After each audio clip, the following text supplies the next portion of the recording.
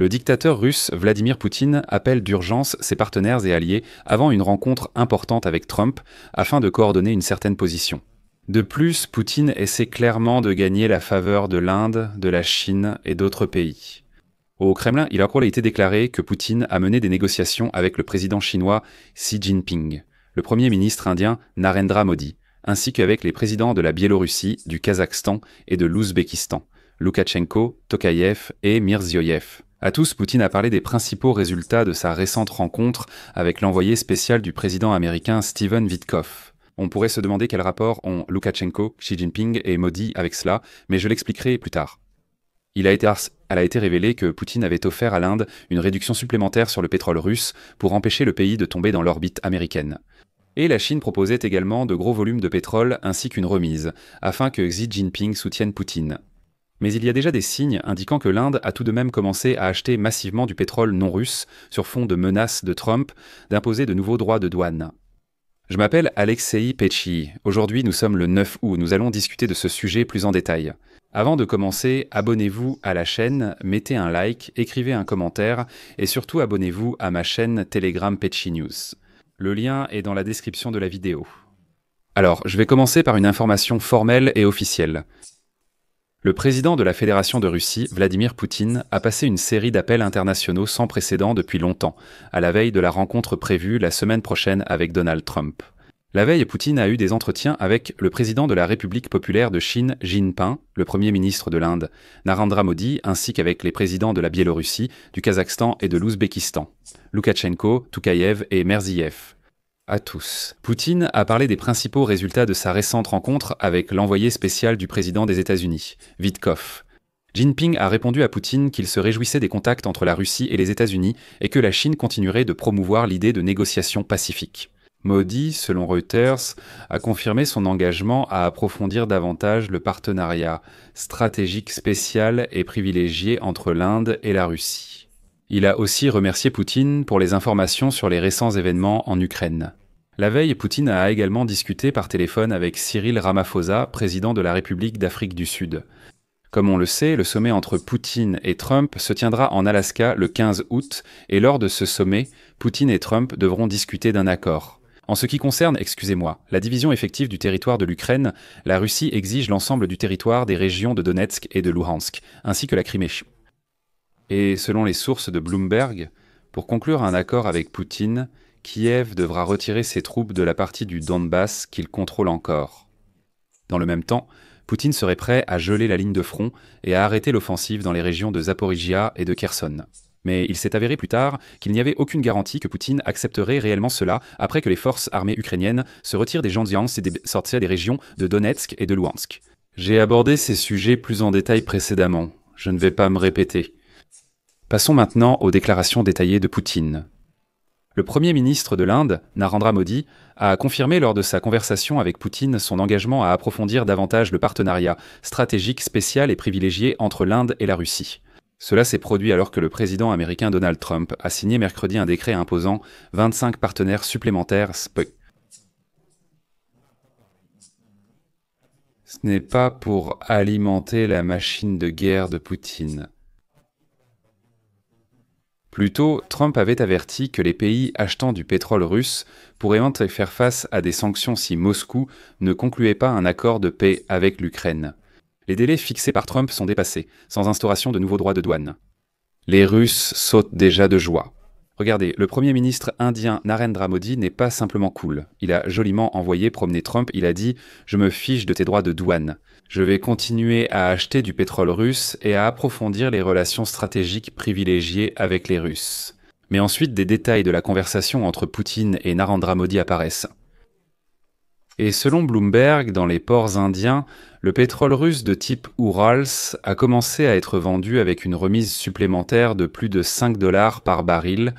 Poutine a déclaré à Modi que la remise de 5 $ n'était pas une limite, tant que l'Inde n'abandonnait pas le pétrole russe. Et voici que le responsable du département d'analyse du pétrole brut chez Kepler, Hamayoun Falakshai, a exprimé l'avis que la tendance à la baisse des prix se maintiendra et que Poutine continuera à accorder des remises. Cela est lié à l'incertitude concernant les actions de Washington. Ils ajoutent que cette situation permet à Narendra Modi d'exiger n'importe quelle concession de Poutine, qui les acceptera très probablement. Dans le même temps, il a été révélé que les plus grandes compagnies pétrolières publiques indiennes, à savoir Indian Oil Corporation et Bharat Petroleum Corporation, ont déjà acheté au moins 22 millions de barils de pétrole non russe pour des livraisons en septembre et octobre. L'agence Reuters écrit que les raffineries publiques indiennes ont pratiquement cessé de participer au marché au comptant depuis 2022 achetant du pétrole russe. Fin juillet, suite à l'invasion massive de l'Ukraine par la Russie, ces entreprises ont cessé d'acheter du pétrole russe sous la pression du président américain. On sait que l'Inde a déjà commencé à acheter du pétrole américain, brésilien, libyen, du Moyen-Orient et africain. L'Inde a également effectué des achats de contrôle et a commencé à conclure des contrats pour l'achat de pétrole en provenance du Canada et du Nigeria. Une autre preuve que l'Inde abandonne progressivement le pétrole russe est le résultat des négociations du dictateur Poutine avec le dirigeant chinois. Après la conversation entre Poutine et Xi Jinping, les compagnies pétrolières russes tentent de rediriger vers la Chine les livraisons de pétrole de type Oural, que l'Inde achetait auparavant. Et bien sûr, cela ne vous surprendra pas, mais les barils de pétrole russes sont proposés à prix réduit aux raffineries publiques et privées chinoises, et celles-ci manifestent de l'intérêt. Il s'agit de pétrole livré en septembre et octobre depuis les ports occidentaux de la Fédération de Russie. Auparavant, les principaux volumes de pétrole Oural étaient destinés à l'Inde, qui a augmenté ses achats en Russie de plus de 20 fois depuis le début de la guerre à grande échelle et, en juin, a importé environ 2 millions de barils par jour. Cependant, les raffineries publiques indiennes ont commencé à refuser les accords avec les compagnies pétrolières russes.